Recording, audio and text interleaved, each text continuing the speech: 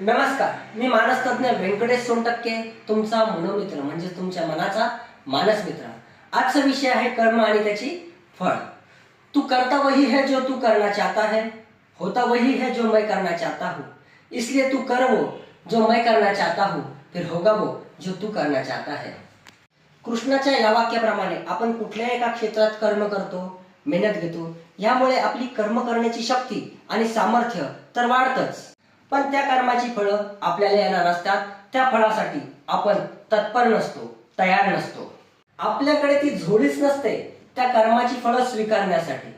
आपली स्वीकृती ही अंतर्यामी अंतर्मनाने ठरवलेलीच नसते। त्यामुळे एकतर ते फळ आपल्यापर्यंत पोहोचत नाही किंवा पोहोचले तरी झोळी नसल्यामुळे ते आपल्याला स्वीकारता येत नाही।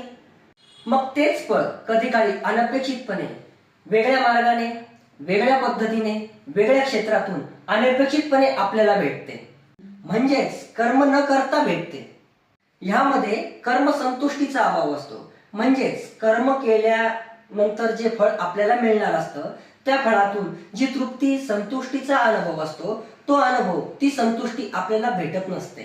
कुणी कुणी तर असे नशीबवान असतात ज्यांना मेहनत न करता सुद्धा यश संपादन होतं।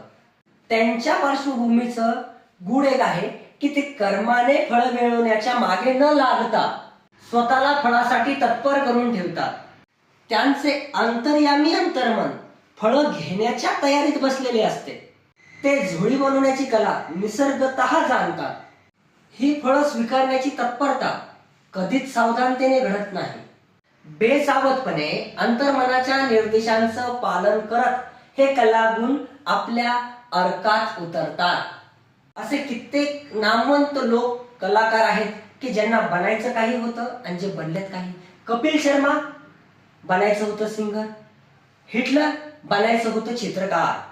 असे अनेक उदाहरणे आहेत ज्यांनी मेहनत आणि कर्म केले एका दिशेने आणि त्यांना फळ मिळाले दुसऱ्या दिशेने। म्हणूनच म्हणतात, होनी होनहार है, हर हाल में होकर रहेगी और वो तभी होगी जब उसको होना है। धन्यवाद।